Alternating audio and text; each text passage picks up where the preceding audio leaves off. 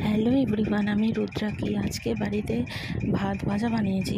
বাসি ভাত ছিল, তো সেটাই ভাজা করেছি। তো জানি না এটা তোমরা কারা কারা খাও, তবে আমার মা বানিয়ে দিত আমাকে ছোটোবেলা থেকে। তো সেটাই আমি আজকে করলাম। তার জন্য প্রথমে কড়াইয়ের তেলের মধ্যে কালো জিরে দিয়ে একটু পেঁয়াজ কুচি, রসুন কুচি, আদা কুচি আর লঙ্কা মাঝখান থেকে চিড়ে নিয়েছি, দুটো লঙ্কা দিয়ে ভালো মতন করে এটাকে প্রথমে ভাজা করে নেবো। তারপর এটার মধ্যে একটু নুন আর হলুদও দিয়ে দিয়েছিলাম। দিয়ে আর একটু ভালো মতন করে যখন ভাজা হয়ে এসছে, তখন এবার এটার মধ্যে আমি একটা ডিম ফাটিয়ে দিয়ে দিয়েছি। তো ডিম দিলেও হয়, না দিলেও হয়, নানা রকম সবজি দিলেও ভালো লাগে এটা খেতে। আমি এভাবেই করেছি, আমার মামাকে এভাবেই বানিয়ে দিত ছোটোবেলায়।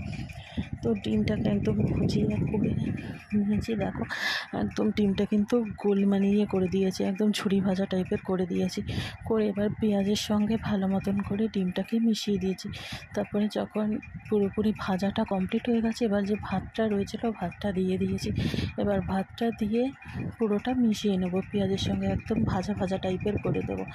তো ছোটোবেলায় এটাকেই আমি ফ্রাইড রাইস ভেবে আনন্দ করে খেয়ে নিতাম। আর আমার মা ছোটোবেলা থেকে আমাকে এইভাবেই ভাত ভেজে দিত, আর খেতে খুব ভালো লাগে এটা। তোমরা খেয়ে দেখতে পারো, ভালো লাগলে শেয়ার করে দিও আমার ভিডিওটি। তো আর এরকমভাবে বাড়িতে একবার খেয়ে দেখো, আশা করছি তোমাদের সকলের খুব খুব ভালো লাগবে। তো আমার এটা হয়ে গেছে, তো ধন্যবাদ।